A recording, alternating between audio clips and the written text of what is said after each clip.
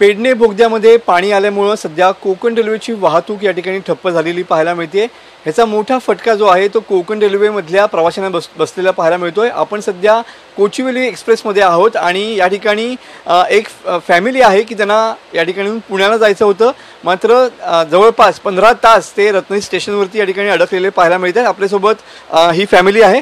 Sir, काय सांगाल, तुम्हाला कुठे जायचं आहे आणि सध्या नेमकं काय प्रॉब्लेम झाला, किती वेळ तुम्ही या ठिकाणी आहात?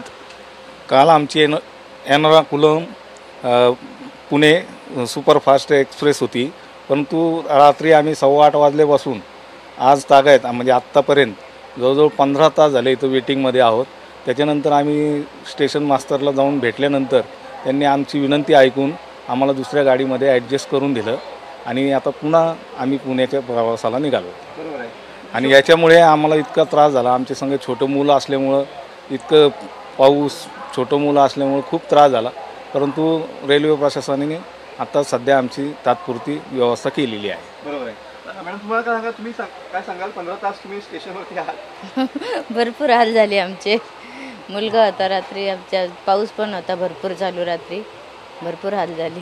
तुमचा नेमका प्रवास किती तास होईल आता? म्हणजे आता नाही, तरी 10 तास पुण्यापर्यंत। पुण्यातून आम्हाला परत नगरला जायचं। तुम्ही बघू शकता की असेच अनेक लोक आहेत की ज्यांचे प्रवाशांचे हाल होताना पाहायला मिळत आहेत। युद्धपातळीवरती पेडणे बोगद्यामध्ये काम जरी सुरू असतं तरी पण कोकण रेल्वे ठप्प असल्याचा फटका जो आहे तो कोकण रेल्वेमधून प्रवास करणाऱ्या प्रवाशांना या ठिकाणी सोसावा लागतोय। कॅमेरामन समित गजनेसह मी मनोज डेले, TV9 मराठी, रत्नागिरी।